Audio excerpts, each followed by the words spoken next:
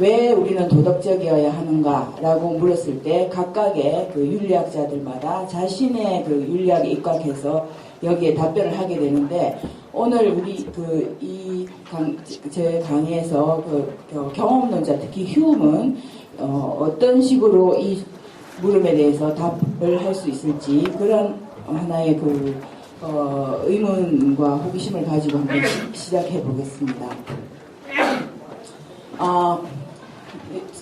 제 강의가 이렇게 5번으로 구성이 되어 있었는데요. 그 첫 번째 강연이 경험이란 무엇인가 였었죠. 그 경험이란 무엇인가에서 제가 말씀드린 게 한마디로 이제 영국 경험론에 있어서 경험이란 관념을 매개로 해서 세계에 대해서 파악하는 것, 세계에 대한 알미다 라고 이제 경험을 한마디로 이렇게 요약을 할 수 있습니다. 그래서 다시 이 첫 번째 주제 경험과 경험이란 무엇인가, 그 다음에 두 번째 주제가 외부 세계의 존재. 이게 오늘 좀 다른 건데요. 예. 그 빨간 거. 예. 두 번째 주제가, 첫 번째 주제가 경험이란 무엇인가였고, 두 번째 주제가 외부 세계 존재, 그 다음에 자아의 동일성, 그 다음에 세 번째였고, 네 번째가 자유와 필연이었는데, 자유와 필연이라는 것은 인과 법칙을 토대로 해서 설명하는 거라서 그게 이 주제랑 관련이 됩니다. 그래서 이 네 주제, 오늘 왜 우리는 도덕적이어야 하는가 5주제가 유기적으로 전체적으로 연결이 되어 있다고 말씀드릴 수 있습니다. 그래서 첫 번째 주제 다시 말씀드리면 경험이란 무엇인가 하면, 경험이란 관념을 매개로 해서 세계에 대해서 파악하는 것, 아는 것이다. 그래서 주로 우리 경험론에 있어서 관념이 무엇인가에 대해서 많이 살펴보았죠. 그래서 이제 이 경험이 관념을 매개로 해서 세계에 대한 알미다 할 때, 이 알미라는 것은 일반적으로 우리가 지식이라고 하지 않습니까? 따라서 경험론자들에게 있어서 경험이란 경험적 알미고, 경험적 알미라는 것은 경험적인 지식을 의미합니다. 그런데 이제 휴음이 경험적 지식만 말을 한 게 아니라 추상적인 지식, 이론적인 지식에 관해서도 말을 했는데, 그러한 것은 관념들의 관계에 일치 불일치를 따지고 참 또는 거짓을 가리는 그런 영역이다. 예를 들어서 둥금이라는 관념과 사각형이라는 관념은, 두 관념은 다른 모순관계죠. 그죠? 불일치를 지각하고, 또 삼각형의 두 지각의 합은 이 관념과 180도라는 이 두 관념은 일치, 같음의 관계. 7 플러스 5는 10이다. 7 플러스 5와 12와 같음의 관계. 이런 것들을 인식하는 능력이 바로 이성이라는 거죠. 그래서 이성은 관념들의 관계의 일치, 동일하거나 모순되거나 무모순성, 또는 추론, 연역 추론, 기납 추론, 그러한 추론에 관련된다. 이 부분이 이제 나중에 도덕에서 중요한 부분입니다. 그래서 이제 경험론자들이, 내가 경험론자라서 경험적인 삶에 대해서 추구할 때 이런 부분에 대해서 관여하는 것은 아니다 라고 하면서 휴음이 내가 밝히고자 하는 것은 이 세계의 외부 세계, 이 세계가 존재하는가, 그리고 그 세계 속에 존재하는 나는 동일한 나인가, 그리고 이 세계를 지배하는 가장 기본적인 법칙, 인과 법칙이란 무엇인가, 요 세계가 경험적 지식에서 가장 핵심적인 거라는 거죠.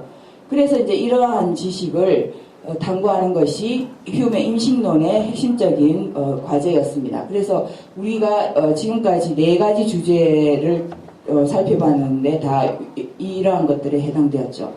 근데 휴음의 결론은 뭐냐 하면은 이런 세계에 관한 경험적 지식은 어떤 이성의 산물이 아니라 감각을 통해서 얻은 관념에 상상이 어떤 작용을 해서 만들어낸 신념, 믿음에 불과하다. 그래서 우리가 외부 세계가 존재한다.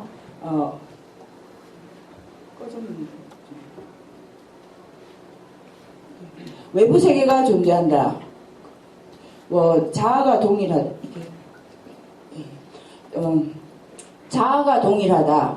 원인과 결과는 필연적으로 연결되어 있다라는 이런 인과 법칙, 이런 것들에 대해서 우리가 믿고 있는 이유는 뭐냐면, 그와 같은 것들을 반복적으로 경험을 하게 되면 상상력이 아주 우리에게 뭔가 활발하게 생생하게 뭔가를 부여해줘서 그냥 믿고 있을 뿐이다. 그는 일상적인 신념에 불과하다는 거죠. 경험적 지식이라는 것은. 그런데 그러한 경험적 지식 넘어서 우리는 뭔가 확실한 것이 있다라고 말하고자 하면은 그러한 것에 대해서는 확실하게 말할 수 없다는 거예요. 그런 의미에서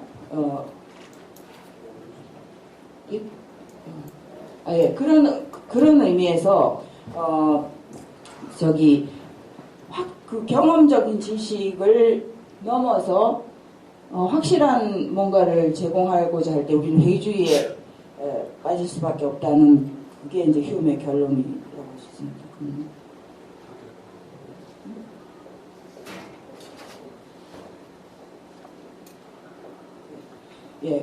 그래서 이제 일단 이러한 인식론적인 휴메 틀이 오늘 하게 될 이 도덕에도 그대로 적용이 되는데요.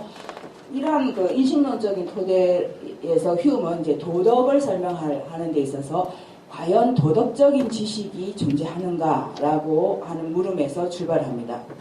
주저 Treatise of Human Nature 제3권이 모랄이라는 도덕에 관하여인데, 이러한 인식론을 토대로 해서 그럼 과연 도덕적 지식도 가능한가? 근데 3권이 도덕인데요. 북투 2권은 정념론이에요.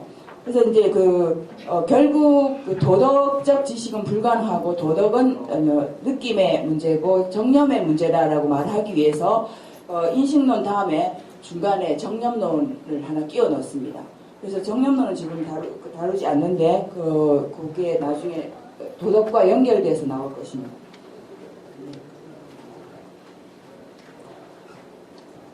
그래서 이제 휴메는 그런 인식론을 토대로 해서 도덕적인 지식이 가능한가라고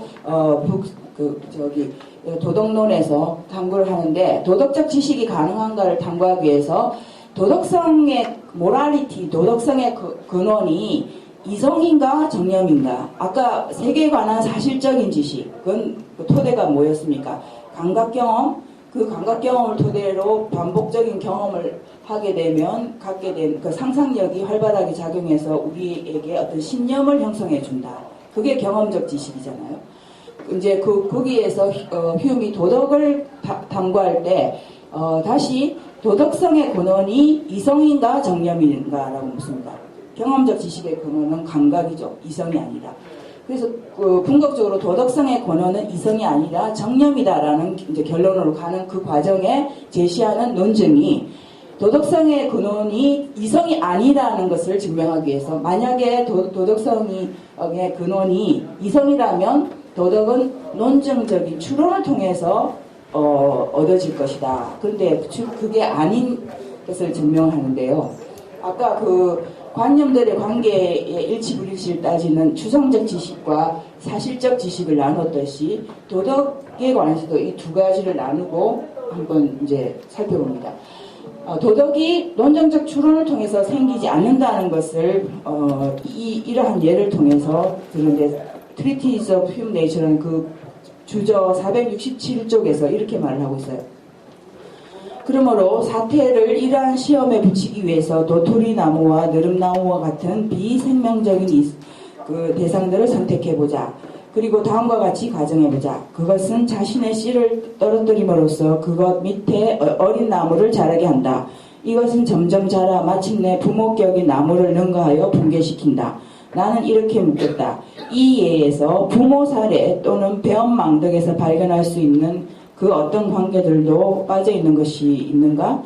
하나의 나무가 다른 나무를 존재하게 한 원인이 아닌가. 그리고 후자는 자식이 부모를 살해할 때와 마찬가지로 전자의 붕괴의 원인이 아닌가. 이제 그 다음에 이 예에서 휴움이 하고자 하는 말은 뭐냐면 이제 이 세계에서 가장 그 끔찍하고 사악한 하나의 그 예가 이제 도덕과 관련해서 부모 살해라는 경우예요. 그래서 우리는 보통 모든 부모 살해의 경우는 사악하다, 비시어스하다, 사악하다 라고 우리는 이제 말을 할 수 있죠. 근데 이 도토리 나무 예를 왜 드냐면 이제 도토리 나무가 자라가지고 부모 나무를 빛을 가려서 부모가 이제 어미 나무가 빛을 못 받아서 그냥 말라 비틀어서 죽게 된단 말이에요. 그 경우도 원인은 인간이 부모를 살해하는 것처럼 다른 원인이지만 서로 다른 원인이지만 그 관계는 뭐냐면은 도토리 나무가 어미 나무를 죽인 격이 되잖아요. 그래서 그 경우도 부모 살해가 된단 말이에요. 그래서 만약에 도덕이 논증적인 추론을 통해서 도덕 판단이 생긴다는 것이라면 이런 것이 가능하다. 예를 들어서 도토리 나무가 부모를 살해했다. 이 경우에 따라서 도토리 나무는 사악하다. 이렇게 추론을 이끌어낼 수 있다는 거예요. 그래서 우리는 도토리 나무에게 사악하다라고 할 수 있는데 우리는 그렇게 하지 않는다는 거예요. 그래서 휴움이 이렇게 도덕은 논증, 연역이든 좀 있으면 이제 기납추론도 아니라는 걸 말할 텐데 도덕은 이렇게 생기지 않는다는 걸 주장한 이유가 뭐냐면 휴움 당시에 바로 그 휴움 이전에 도덕 합리론자들이 있었어요. 사무엘 클락이라는 그런 이제 그 합리론자들은 도덕적인 판단은 철저하게 관념들의 관계의 문제라서 연역 추론을 통해서 어떤 대전제에서 구체적인 어떤 사례, 그래서 결론 이렇게 도출해서 옳다 그르다를 판단할 수 있다는 거예요. 순전히 추론의 문제라고 주장하는 사람이 이제 휴움 이전에 도덕 합리론자들이 있어요. 모럴 레셔널리스트들. 거기에 대해서 이제 도덕은 이성에서 오지 않는다. 그 말을 이제 하기 위해서 이성에서 비롯된다면 관념들의 관계를 비교하고 또 추론하는 그런 문제일 텐데, 자, 이 경우를 봐라. 우리는 이런 경우에 도토리 나무가 사악하다. 따라 추론된 결론에 따라서 사악하다라고 말하지 않지 않느냐. 그렇게 이제 하면서 도덕 이성론자의 입장을 이제 부정을 합니다. 비판을 합니다. 그래서 이제 도덕은 첫 번째 논증적인 추론을 통해서 생기는 것이 아니다. 그 다음에 두 번째 논증적 추론 중에서 어떤 연역 추론을 통해서 얻어지는 것이 아니다. 두 번째는 논증적 추론에 대한 반대 논증 중에서 두 번째는 probability 추론, 개연적 추론도 안 돼. 이거 사실적인 문제도 아니라는 거예요. 인과 추론 또는 확률 추론, 개연 추론, 그리고 사실적인 추론에서 생기는 것도 아니다. 이 구절도 굉장히 유명한 건데, 이제 휴움이 이제 고의적인 살인의 경우를 한번 예를 들면서 가령 사악한 것으로 여겨지는 예들 중에 아까 도토리 나무 경우, 그 다음에 이번에는 고의적인 살인의 경우를 한번 보자. 이 경우에 모든 면을 검토하고 소위 악이라는 사실 또는 실제적 존재를 발견할 수 있는지 살펴보자. 보통 이제 사실의 문제라고 하면 도덕적인 지식이나 도덕적 사실이 저 밖에 있고 우리는 그 밖에 사실들을 검토해서 검증하면은 가능하다고 할 수 있는데 그 고의적인 살인의 경우에 해당되는 모든 사례, 가능한 그런 경우들을 다 쭉 나열해봐도 그 속에 어떤 도덕적인 아까 말한 사악함, 악이라든지 그런 것을 밖에서 우리는 발견할 수 없다는 거예요. 예를 들어서 이제 고의적인 살인의 이 경우에 그 살인자가 피해자를 칼로 살해를 했다. 그리고 피해자는 피를 흘리고 쓰러져 있었고 칼이 저쪽으로 뭐 나둥글고 있고 검사를 해보니까 한 목요일 12시쯤에 살해를 했고 뭐 그런 이제 살인과 관련된 그런 사실적인 목록을 아무리 다 나열해봐도 그 속에서 사악함이라는 그 팩트가 그런 객관적인 사실 속의 팩트가 사악함이라는 것이 존재하는 건 아니라는 거예요. 그래서 휴미 이 부분에서 자, 이 경우에 다른 사실은 없다. 당신이 대상을 고찰하는 한 당신은 전혀 악을 떠올리지 못할 것이다. 그 밖에서 아무리 이렇게 살펴봐도 거기에 악이라는 게 존재하는 건 아니라는 거예요. 당신의 고찰의 방향을 당신 자신의 마음 쪽으로 돌려서 그 행위에 대한 당신 안에서 일어나는 비난의 감정을 깨달을 때까지는 결코 악이라는 것을 발견할 수 없다는 거예요. 여기에는 사실의 문제가 있기는 있다. 그때 그 사실은 뭐냐면 당신의 느낌의 대상이지 이성의 대상이 아니다. 그것은 당신 안에 있지 대상 안에 있지 않다. 즉 비셔스 하는 사악함이라는 것이 살인 사건 그 사태 속에 있는 것이 아니라 내가 정말 끔찍하다, 정말 나빠라는 그런 어떤 감정을 표명하는 그 감정 속에 악이라는 게 있다는 거예요. 그래서 이러한 것을 통해서 이제 결론은 뭐냐면 휴먼 비셔스 사악하다라는 것은 결국 내가 평가할 때 그게 생기는 거잖아요. 그러니까 도덕은 어떤 행위에 대한 승인이나 비난의 느낌을 가지는 것이다. 그렇지만 그것은 이성의 추론이나 증명에 기초하는 것은 아니다. 따라서 이제 결론 470쪽에서 도덕성은 판단되기보다는 느껴진다. 그러니까 도덕은 느낌의 문제라는 거예요. 그래서 이제 도덕적 판단은 도덕적인 정령, 느낌이라는 거죠. 이모션이다. 이 구절 이제 이 부분 때문에 도덕성이 판단되기보다는 이렇게 이성으로 뭔가 판단한다는 게 아니라 우리의 승인 인정하고 용인하지 않는 어떤 느낌에 달려 있다는 거예요. 요 주장 때문에 현대 메타윤리학에서 휴머를 이모티비스트다. 도덕은 감정의 표명에 지나지 않는다라고 그런 평가를 하게 되는 거예요. 그런데 이제 제가 오늘 요 휴머의 윤리학을 말씀드리면서 휴머의 윤리학에 한 3단계가 있어요. 몇 가지 측면이 있는데 어떤 한 부분들을 강조하면서 현대 윤리학에서 다른 윤리학들이 나와요. 이 부분에서 지금 도덕은 느낌의 문제다. 비셔스라는 것을 사악함이라는 것을 내가 그렇게 느끼면서 평가하는 그 느낌 속에 있다는 이 주장이 바로 현대 메타윤리학에 있어서 소위 말하는 이모티비즘으로 영향을 미칩니다. 그래서 이모티비스트들은 휴메의 이 주장을 발전시켜서 도덕 판단이나 윤리적인 발언의 기능은 사실에 대한 서술이나 어떤 인지적 내용을 전달하는 것이 아니라 발언자의 감정,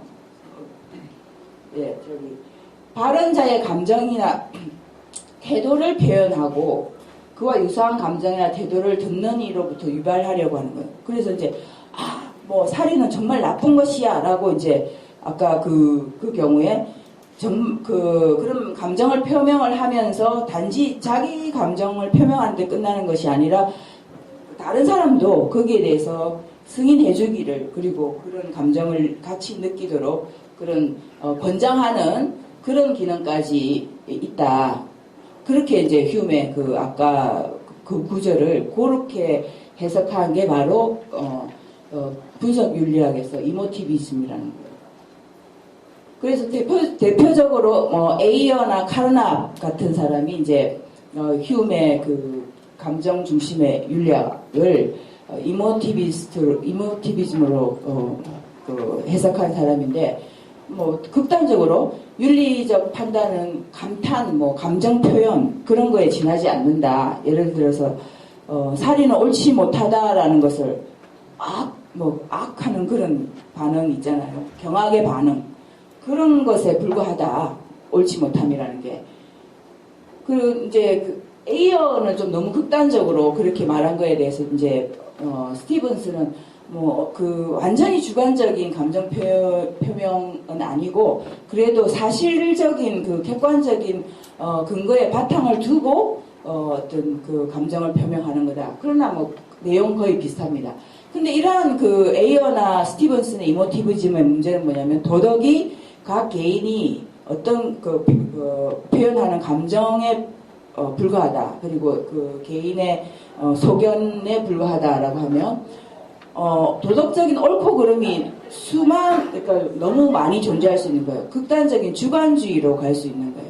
각자가 생각하는 그런 감정 표명이 지나면 이 사람은 어떻게 감정을 느끼느냐, 저 사람은 어떻게 느끼냐에 따라서 옳고 그름이 옳음이 여러 개 존재할 수 있고 다 극단적인 주관주의로 갈 수 있는 그런 문제점이 있는데 그러한 이모티비스트들 중에서도 이제 좀 그런 문제를 극복하기 위해서 이제 헤어라는 사람의 규정주의에 따르면 도덕이 즉 옳고 그름이 주관의 감정 표명이나 태도의 표현에 불과하다고 할지라도 그냥 자기 주관의 느낌을 표현하는 것이 아니라 어떤 기준, 도덕적인 표준에 근거해서 따라서 감정 표명을 한다는 거예요.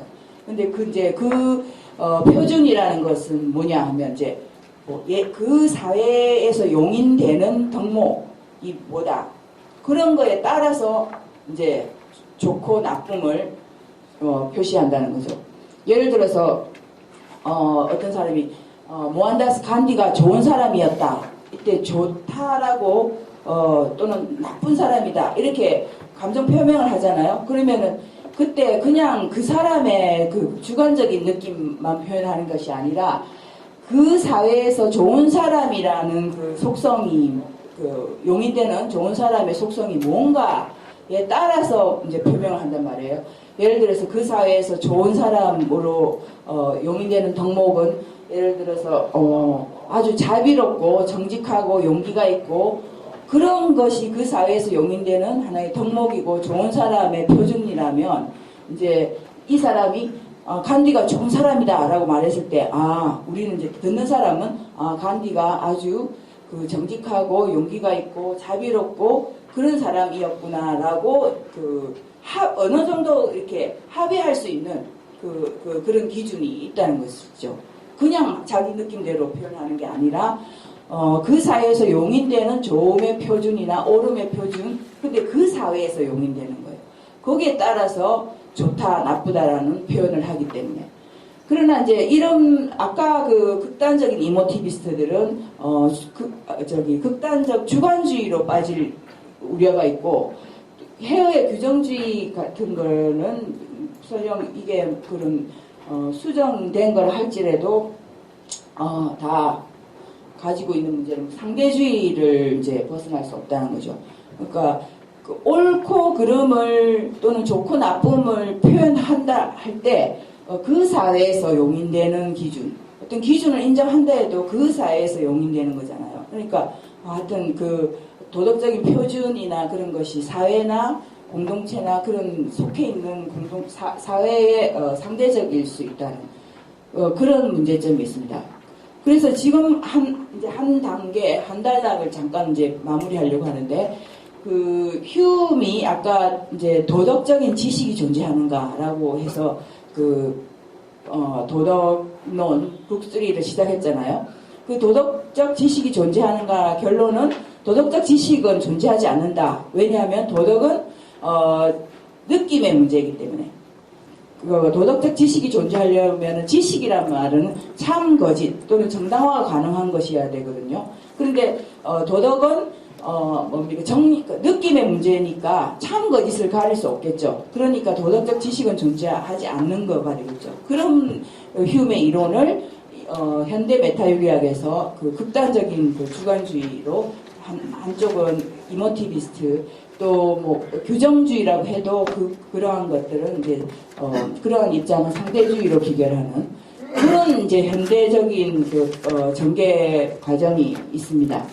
그게 이제 첫 번째 한 단락이라고 할 수 있고, 사실은 그 휴메의 비인지주의 도덕은 느낌의 문제다라는 그 주장이 현대의 이제 비인지주의 그 도덕 현대 윤리학에서 비인지주의 그 이모티비스트나 규정주의 같은 거 그런 것들은 이제 이미 별로 그 윤리학에서 주목받지 못하는 아주 오래 좀 한물간 그런 이론이라고 할 수 있고, 최근에 휴메의 그 비인지주의 도덕은 느낌의 사실이라는 그 부분이 아주 세련되게 발전된 이론이 바로 센티멘탈리즘이에요. 휴메의 그 도덕 감정론. 그런데 지금 현재까지 아주 이제 지금 현재 오히려 그 90년부터 2000년대에 아주 활발하게 전개되고 있어요. 오히려. 이 부분을 좀 더 이제 부각시켜서 한번 보도록 하겠습니다. 그러니까 이제 휴메의 도덕 감정론을 현대적으로 가장 세련되게 발전시킨 이론이 이제 알랑 기바드 현재 미시간 대학교 교수로 재직하고 있습니다. 93년에 규범 표현주의라는 norm expressivism, 그러니까 똑같은 휴메의 감정 중심의 이론 결론이 있잖아요. 도덕은 느낌의 사실이다라는 그 결론을 아까 이모티비스트나 규정주의하고 달리 아주 좀 감정을 굉장히 살리면서 또 상대주의를 또 아주 좀 살리면서 그런 식으로 발전시킨 이론이에요. 그래서 이제 도덕적 정당화라는 것은 진리를 주장하는 것이 아니라 특정한 규범을 받아들이는 것이다. 어차피 뭡니까? 휴메이 뭐라고 했습니까? 도덕은 느낌의 사실이다. 느낌의 문제라고 했잖아요. 그거를 발전시킨다면 도덕이라는 것은 감정을 정당화하는 것이다. 근데 이제 감정을 정당화하는데 그냥 초보편적인 감정이 있다 그런 건 아니고 어떤 규범 속에서 그 규범 속에서 감정의 정당화, 그 사회에 속해 있는 어떤 사회 속에서 또는 그 사회에서 용인하는 규범 속에서 감정의 정당화 그런 식으로 발전을 시킵니다.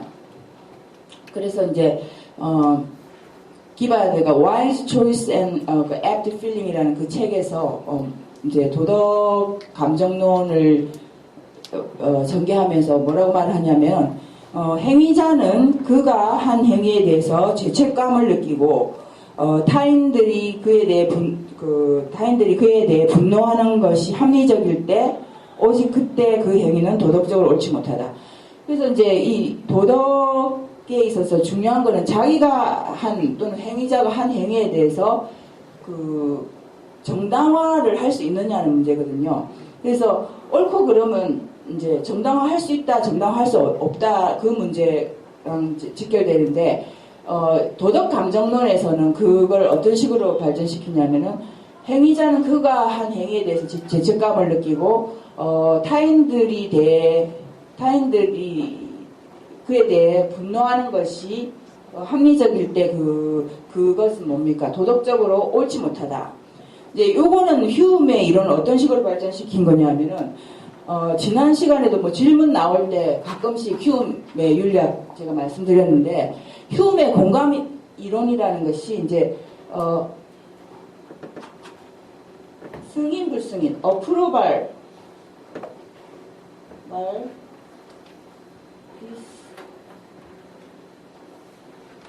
공감이 뭐냐? 휴메 공감이 이런. 이제 이게 승인 불승인.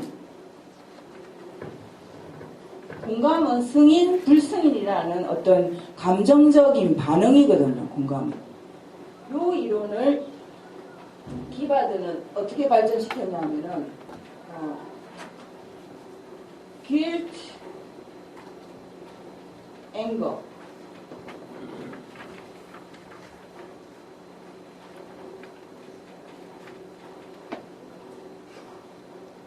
행위자, 그러니까 이 어떤 행위자가 그가 한 행위가 정당화 되려면, 정당화되지 않으려면 그 행위자가 한 것이 그럴 경우는 어떤 경우냐? 그런 경우는 어떤 경우냐면 타인이 앵거를 표시하면은 그 사람의 행위는 그런 것이고 그 행위자는 길트 반응을 느껴야 된다는 거예요.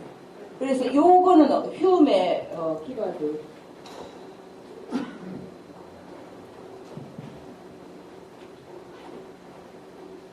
휴먼 어떤 행위에 대해서 타인 여기 이제 똑같이 구도를 잡은 타인들이 그다음에 행위자는 휴먼 어떻게 말했냐면은 프라이드, 휴밀리티.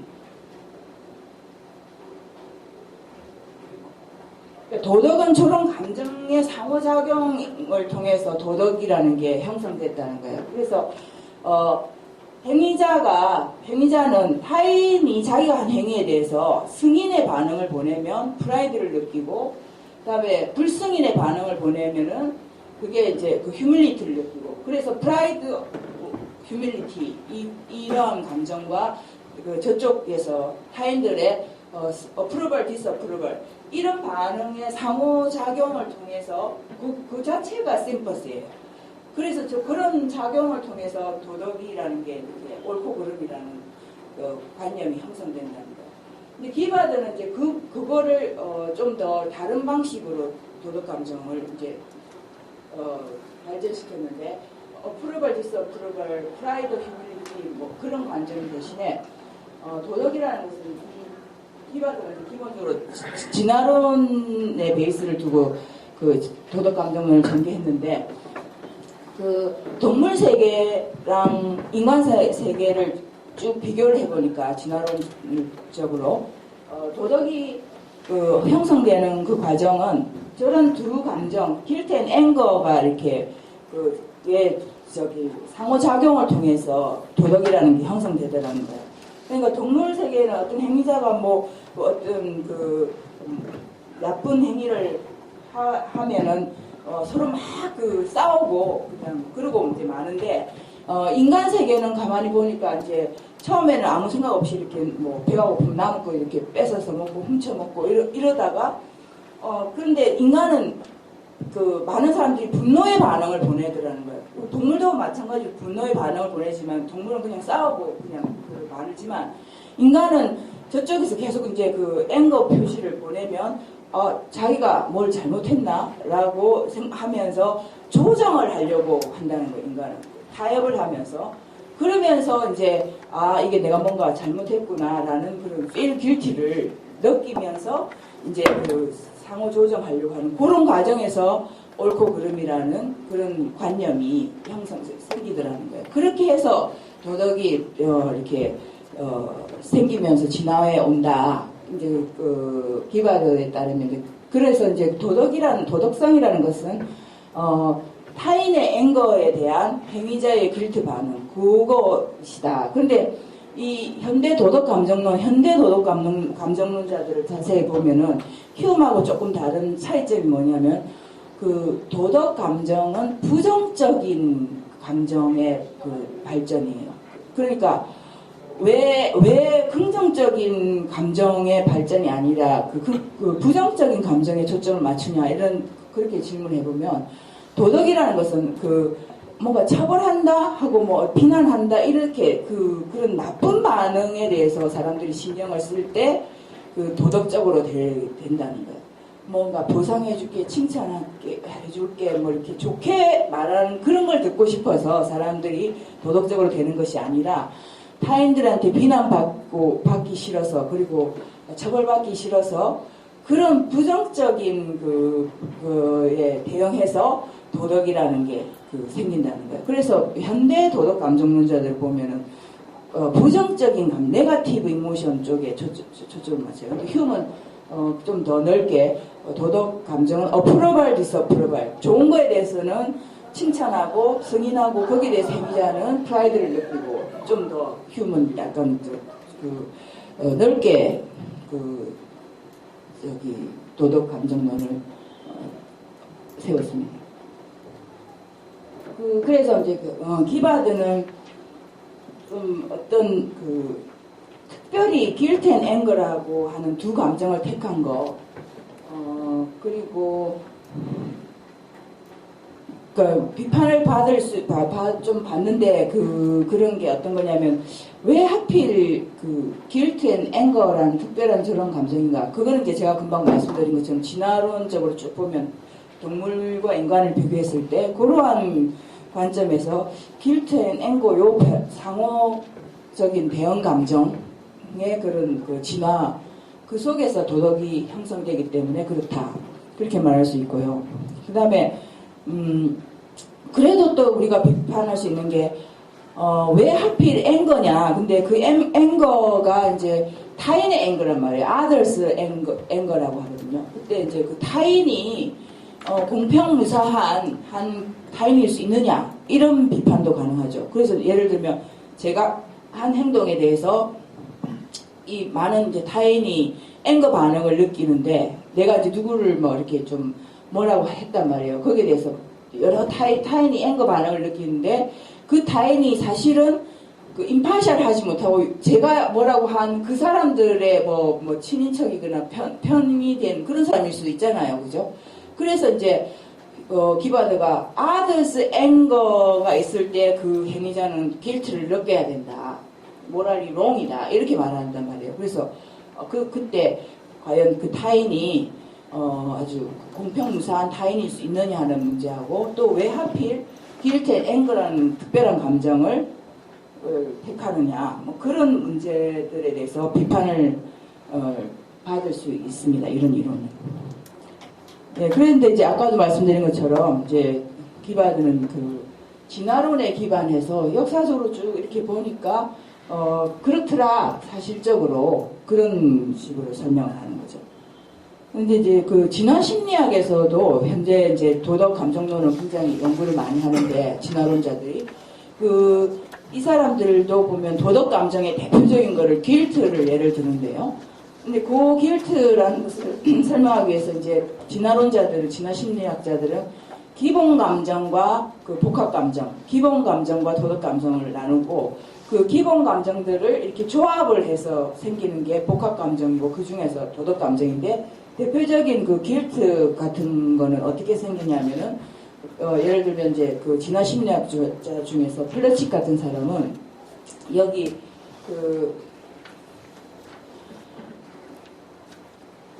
guilt가 여기 죄책감이라는 게 이런 색상환처럼 이 색을 섞으면 무슨 색이 되고 중간색이 되고 그러잖아요. 그것처럼 guilt라는 것도 이제 죄책감인데 guilt는 어떻게 생기냐면은 즐거움과 공포 그러니까 이 두 기본 감정을 섞으면 생기는 게 guilt라는 거예요. 그래서 왜 guilt라는 게 한편으로 반대 감정인데 즐거움과 공포 두 개를 섞으면 생기냐면은 guilt라는 것은 내가 feel guilty를 느낀다 할 때 한편으로 굉장히 좋으면서도 또 그 처벌에 대한 무슨 공포 그 두 개가 동시에 두 개가 복합적으로 느껴질 때 그런 죄책감이라고 할 수 있는 거거든요.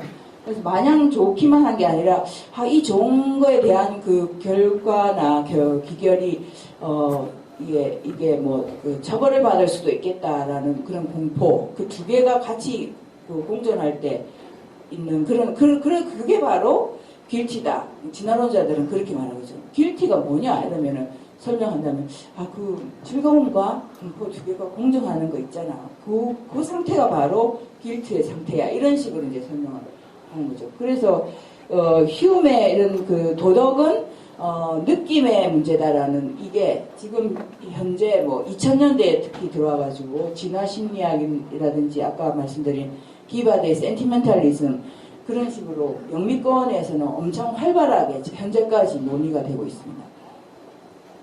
그런데 이제 여기서 한번 다시 정리하고 넘어갈 게 뭐냐면은 아까 저기서 제가 그림 그려서 말씀드린 것처럼 현대 그 휴엄을 이제 센티멘탈리즘이라고 합니다.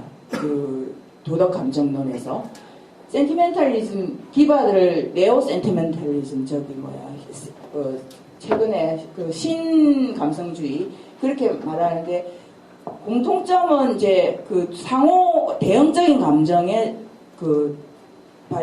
진화다. 프라이드, 휴밀리티와 거기에 대해서는 이제 타인들은 프레이즈나 블레임, 칭찬과 비난을 하는 그런 상호 대응적인 감정의 발전 과정이다. 그 기바드는 길트 앤 앵거. 근데 여기서 중요한 건 뭐냐면 도덕은 항상 도덕은 정당화의 문제거든요. 자기가 옳다 그르다는 문제는 정당화가 돼야 되는데 그냥 이 자체가 이 두 감정, 이 상호 대응적인 감정의 발전이다. 이러면은 그 윤리학이라고 할 것까지는 없어요. 그냥 감정론이죠. 근데 도덕이 되려면 뭐냐면 그러한 감정이 느끼는 게 정당화돼야 된다는 말이거든요. 그래서 이제 지금 현재 윤리학에서 도덕 감정론에서 가장 중요한 문제가 바로 도덕 감정의 합리성 문제예요. 그래서 the rationality of moral emotion의 문제인데 도덕 감정이 합리적이다. 이건 좀 말이 좀 어폐가 있는데 감정이 어떻게 합리적이냐. 그래서 이제 요즘은 the rationality라는 말을 appropriateness라는 말로 바꾸자. 적절성. 다시 말하면 그 감정이 정당화된다는 말은 어떤 상황에서 느끼는 감정이 적절하다는 말로 말해야 되는 거예요. 그래서 아리스토텔레스 그 중용에서 말하는 것도 다 중용이 말하는 게 적절한 때에 적절한 시간에 적절한 장소에 그게 뭐냐면 그 감정을 도덕이라는 것은 감정을 어떻게 적절하게 느끼느냐 그 문제예요. 때와 장소와 시간과 그런 걸 다 그 상황을 다 고려해서 적절하게 반응하는 그게 그 감정을 느끼는 것이 정당화된다는 말이에요.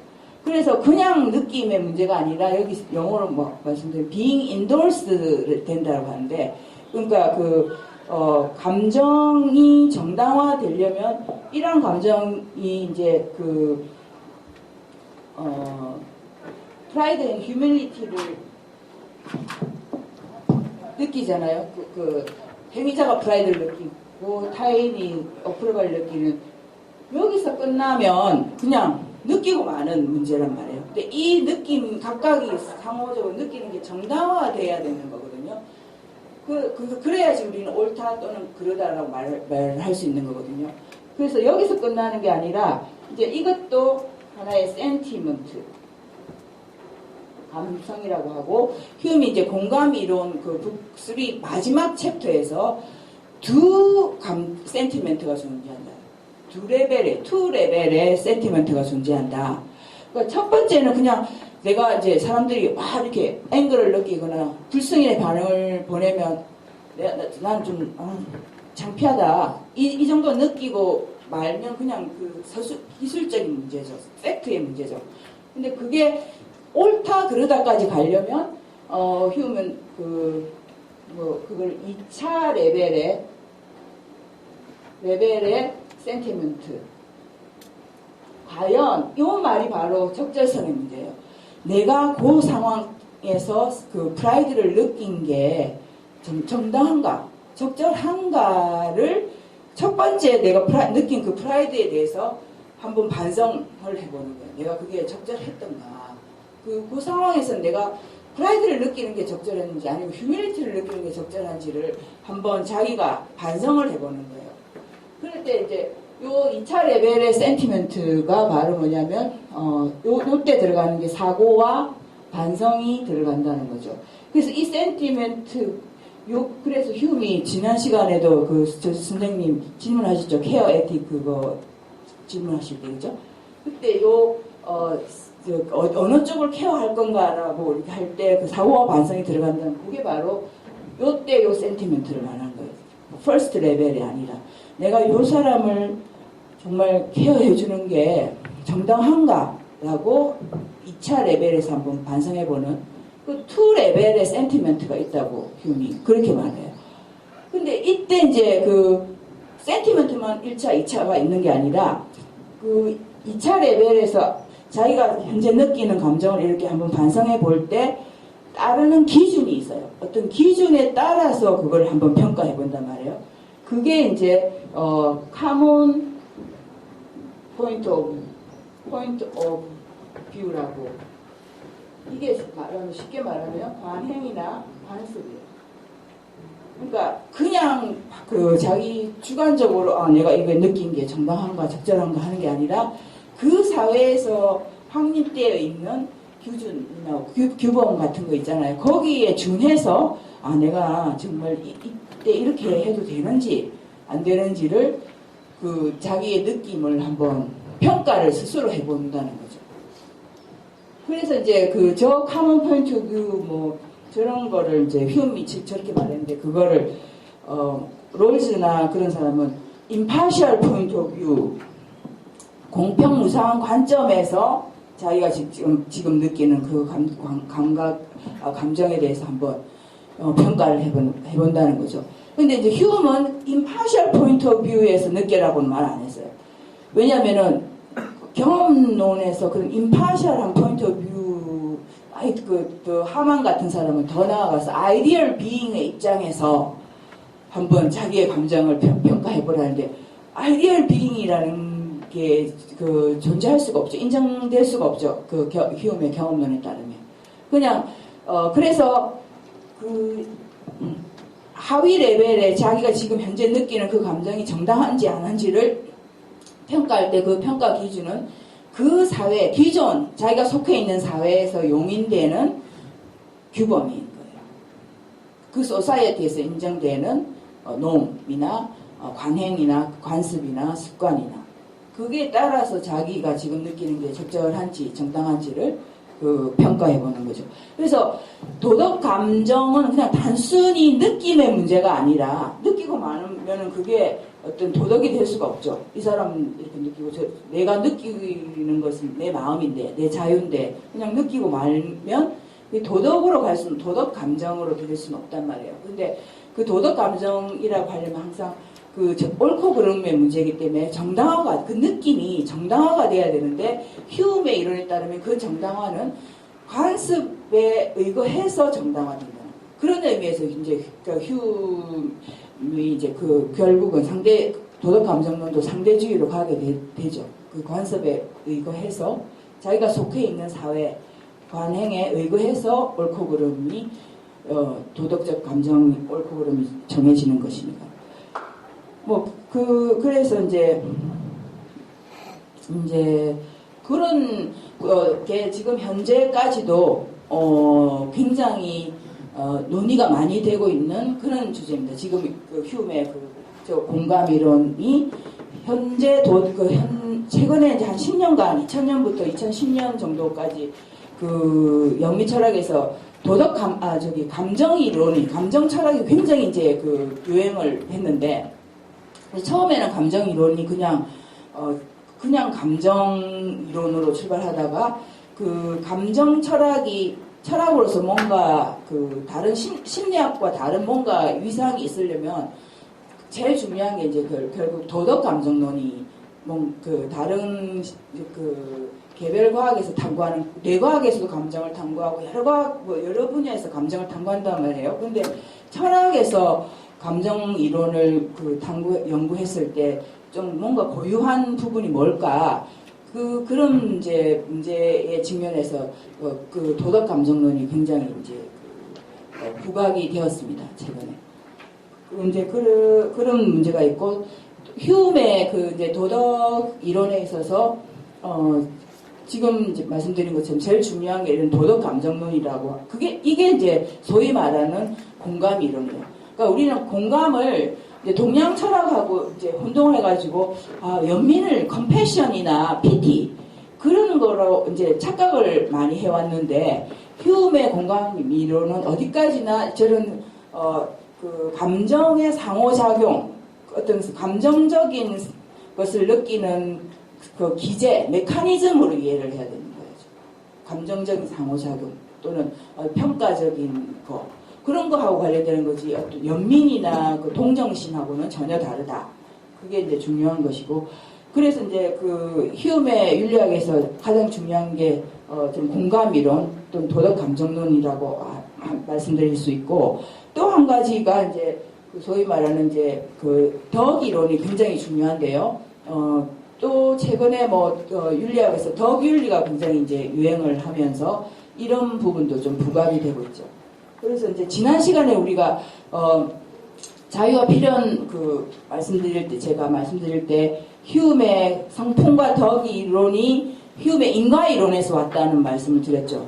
그게 뭐냐면 휴메이 그 인과의 필연성, 원인과 결과의 필연성, 인과 문제를 저는 규칙성에서 가지고 오잖아요. 원인과 결과가 항상적으로 붙어서 일어나면은 우리는 그 A만 주어져도 B를 자연스럽게 결과를 자연스럽게 떠올리게 되는데, 그러면 A와 B는 필연적으로 연결되어 있다라고 말할 수 있고, A가 B를 코즈했다, 야기했다까지 말한단 말이에요.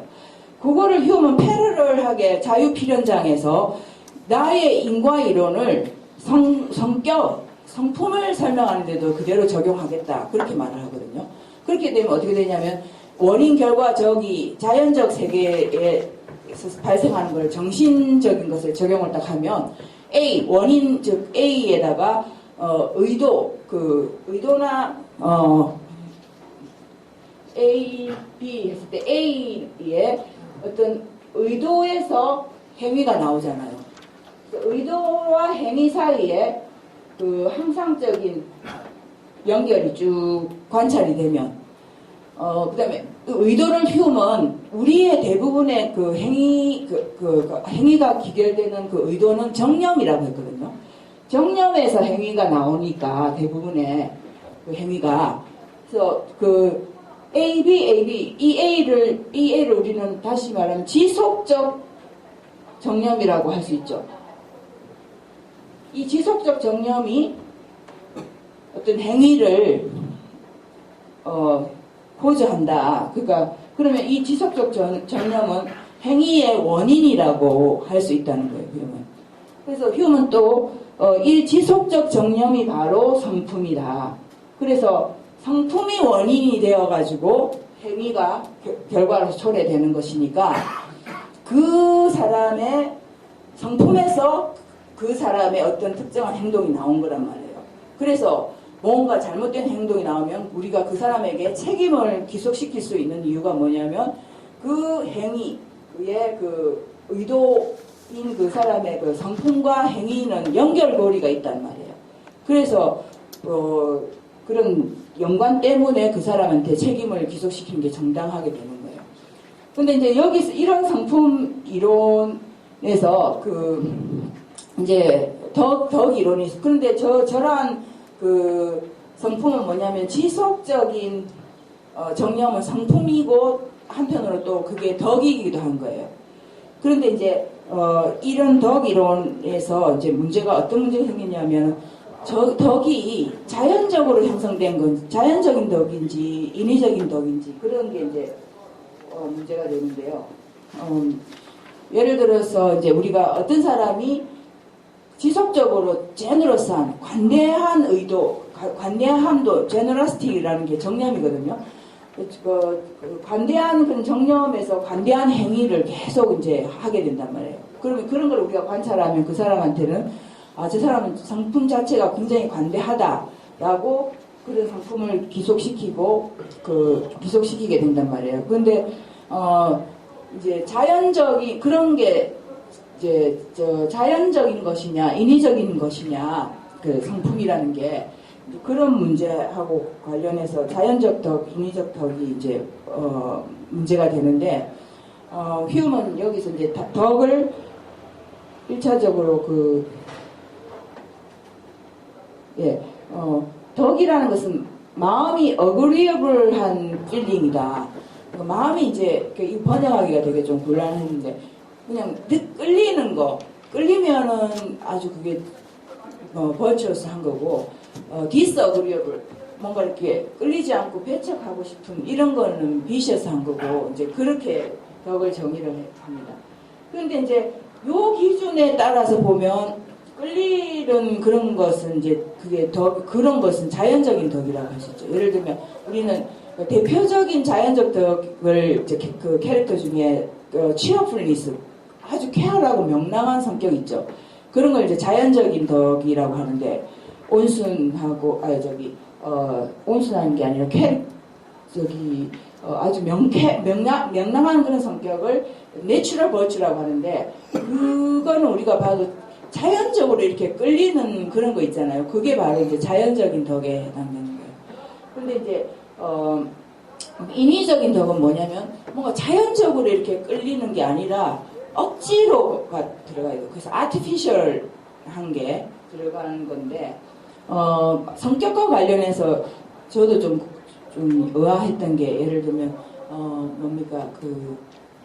아주 겸손한 이제 modesty 겸손함을 휴먼 artificial virtue 카테고리에 넣어요.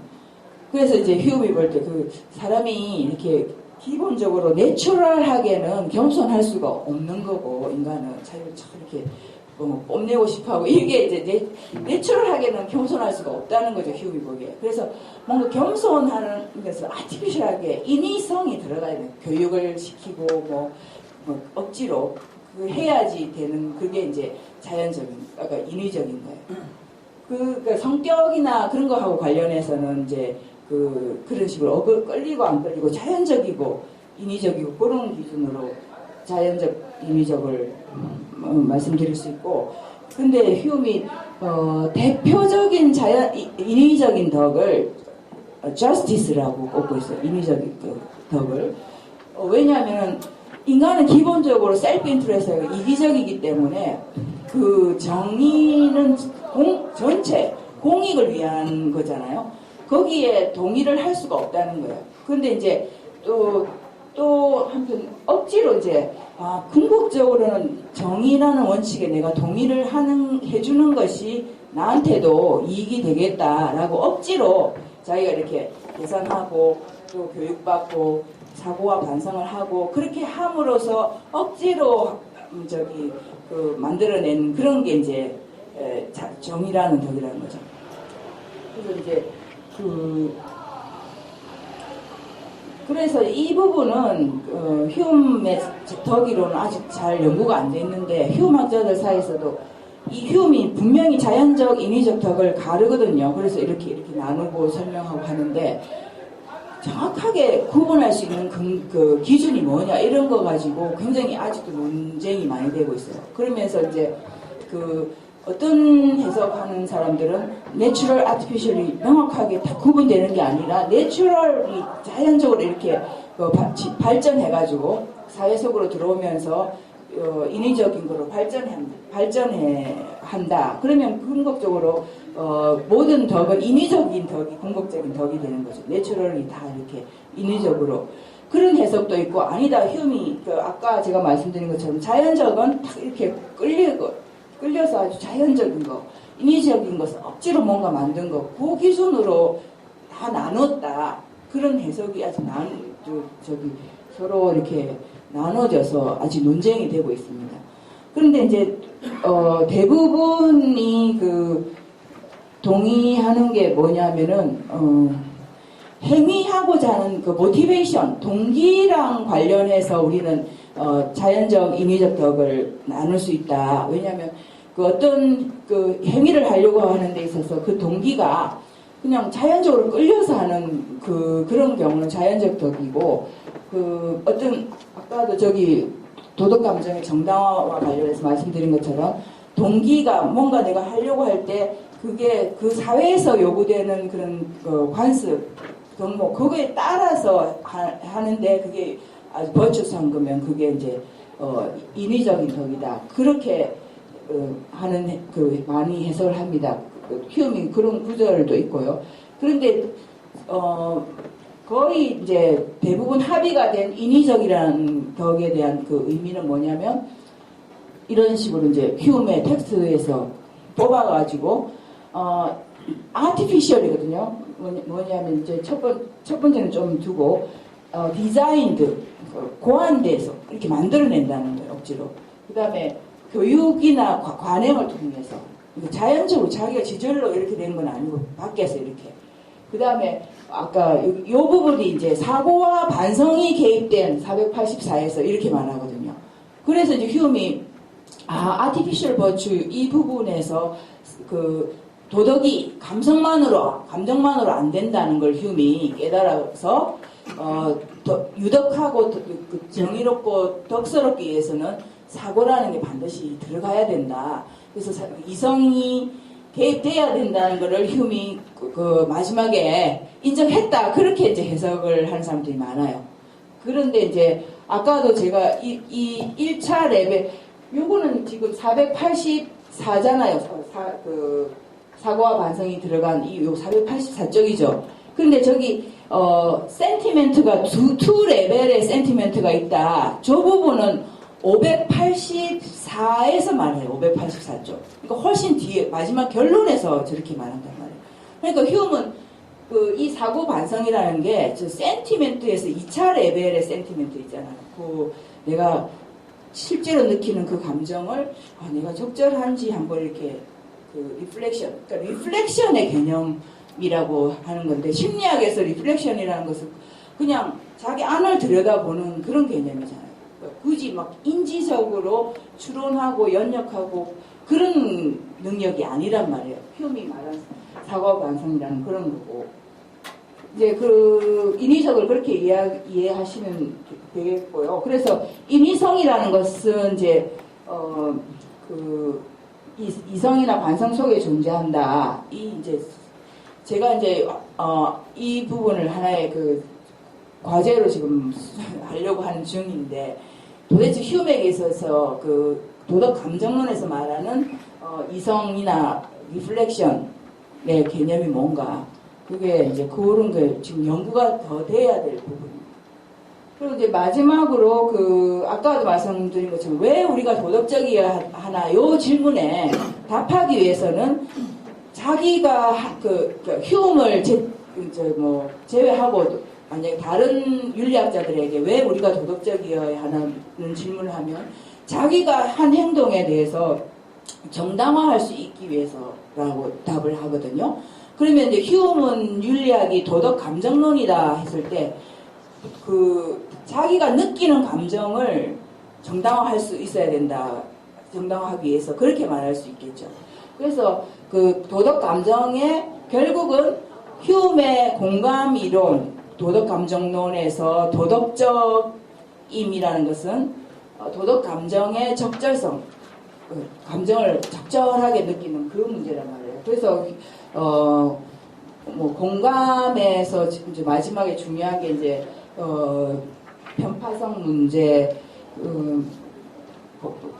보편적 관점을 취하는 거 이런 게 다 중요한데 마지막으로 이제 휴음이 그래서 도덕 감정의 적절하게 느낀 그 부분을 휴음이 이제 강조하기 위해서 이 감정은 항상 이제 편향적이고 가변적이고 그렇잖아요. 그래서 그런 감정에 의존해서 어떻게 인간이 도덕적으로 될 수 있느냐 그런 문제에 직면해서 휴음이 보편적 관점을 따라서 감정을 느끼면 된다. 아까 말씀드린 것처럼 2차 레벨의 저 센티멘트를 통해서 내가 정말 이 감정이 정당할까라고 이제 자기 스스로의 감정에 대해서 생각해 볼 때 그 기준에 따라서 그렇게 평가한다는 거죠. 그 기준이 뭐냐면 보편적 관점인데 그 보편적 관점은 그 사회에서 용인되는 관행이에요. 휴미 말하는. 그 보편적 관점에 따라서 그 평가하고 끝나는 것이 아니라 만약에 적절하지 못한 경우는 감정을 교정하라고 그렇게 말해요. Correction of sentiment. 그 다음에 이제 문제는 뭐냐면 감정은 마치 이런 경우처럼 굉장히 고치기 힘들다. stubborn 해가지고 아주 그래서 고집스럽고 뭡니까 마치 밀려레일 라인 이런 경우 선이 분명히 같은 선인데 이 화살표 방향에 따라서 보이기는 완전히 다르게 보이잖아요. 하나는 길게 보이고 짧게 보이고. 그런데 우리가 이 보이는 이 물리적인 현상을 억제할 수는 없죠. 감정이라는 것도 그렇다는 거예요. 내가 그렇게 느끼면 안 돼, 그렇게 느끼면 안 돼 하면서도 어떤 경우는 그렇게 느껴지는 것을 통제할 수가 없단 말이에요. 그럼에도 불구하고 이 경우처럼 이 보이는 걸 내가 어떻게 막을 수는 없잖아요. 그런데 달라라고 우리가 판단하고 느끼는 거는 뭡니까? 교육을 받았기 때문이죠. 이 두 밀려레일에서는 사실은 길이는 같은데 또 경험적으로 자료 재보기도 하고 같은데 선의 방향에 따라서 다릅니다라고 우리는 배워서 안단 말이에요. 그래서 중요한 거는 감정 자체는 휴미 내추럴 계속 강조하잖아요. 그래서 감정 자체는 고치기 힘들지만 교육이나 그런 걸 통해서 교정할 수 있다, 감정을. 근데 이제 그래서 휴미 감정이 고치기 어려운 경우는 언어를 교정하라, correction of language라는 걸 이제 제안하거든요. 그때 저번에도 한번 제가 말씀드린 바 있는데 그때 language 의미가 뭐냐면 휴먼 딱 한 구절 나와요. 582쪽에 correction of language. 그래서 사람들이 language를 correct 해라는 말이 뭔가 그 부분 가지고 이제 논란이 많은데 language는 굉장히 이제 포괄적인 의미예요. 예를 들어서 우리는 어린 애가 뭔가 감정적으로 때를 쓰고 잘못할 때 엄마가 야단치는 것도 말로 하죠. 그 다음에 학교에서 교육, 그 다음에 뭔가 사안이 달라가지고 결론을 내야 될 때 토론을 하잖아요. 그 토론을 할 때 전부 우리는 말로 한단 말이에요. 인간 사회에서 뭔가를 합의를 하고 뭔가 코렉트 하려고 할 때 말을 통해서 한단 말이에요. 그래서 감정 자체가 고치기 힘들 때는 correction of language, 언어를 통해서 해라. 그 말이 언어라는 게 그런 의미, 아주 포괄적인 의미로 해석을 해야 된다는 거죠. 그래서 결론은 뭐냐면 도덕이라는 것은 감정의 적절성이다. 적절하게 때와 장소와 어떤 여건, 상황 다 고려해서 적절하게 느낄 수 있는 게 그게 이제 세컨드 레벨의 센티멘트 차원에서 볼 때 내가 이게 적절한가? 프라이드를 느껴도 되는가? 휴밀리티를 느껴야 되는가 아닌가? 하고 이제 그때 우리 적어도 이 유교 사회에서는 이라는 관행을 딱 가지고 오는 거죠. 적어도 유교 사회에서는 내가 지금 현재 이런 감정을 느끼는 거는 적절하지 못하다. 이런 식으로 이제 감정의 적절성 평가한다는 거예요. 그래서 행동을 거기에 맞게 한다는 거죠. 그래서 결국 결론적으로 이제 휴움 감정에 있어서 이러한 상황을 직면했을 때 감정의 적절성, 적어도 이제 차인표가 그렇게 선행을 하는 거에 대해서 무덤덤하고 아무 무감정을 느낄 수도 있어요. 나하고 상관없는데 이러고 이제 그냥 그럴 수도 있지만 대부분의 사람들은 특히 이제 공감이 멀리 있는 사람보다 이방인보다 자국민에게 더 가까이 느껴지고 이런 효과와 또 관련해서 차인표가 특히 또 이렇게 그러니까 더 공감이 느껴질 수도 있고 그런데 만약에 이제 그게 상식이란 말이에요. 근데 문제는 이 경우에 막 분노를 느낀다든지 적개심을 느낀다든지 이거는 이제 적절하지 못한 거죠. 그 감정이. 많은 사람들 이 경우에는 공감을 느끼는 경우에 어떤 사람이 막 그 분노를 하고 적개심을 느낀다면 그거는 적절하지 못하는 거죠. 그래서 왜 도덕적이어야 하는가 휴움에게 그걸 묻는다면 그 상황에서 적절하게 자기가 속해 있는 사회에서 적절하게 감정을 느낄 수 있기 위해서 그게 바로 도덕적으로 자기가 정당화된다는 의미고 그 다음에 이제 궁극적으로 아리스토텔레스부터 스토아, 데카르트, 휴움, 현대까지 우리가 도덕적이어야 하는 이유는 행복하게 살기 위해서란 말이에요. 그 행복의 문제는 아리스토텔레스 말한 것처럼 감정의 적절성을 유지하는 것이다. 그래서 오늘날 이제 그 감정 이론하고 관련해서 대부분의 그 불행이 뭐냐면 감정이 적절하지 못한 문제 때문에 뭡니까 오티즘 자폐증이라든지 우울증 디프레션 다 그게 감정의 적절성이 아닌 경우를 말하거든요. 그래서 왜 우리는 도덕적이어야 하는가 이 질문에 대해서 휴움은 감정을 적절하게 느끼는 것이 결국은 행복한 것이고 잘 살기 위해서 그러니까 그런 의미에서 도덕감정론이 이 물음에 답을 해줄 수 있을 거라고 저는 생각합니다. 예, 감사합니다. 질문 많이 나올 것 같은데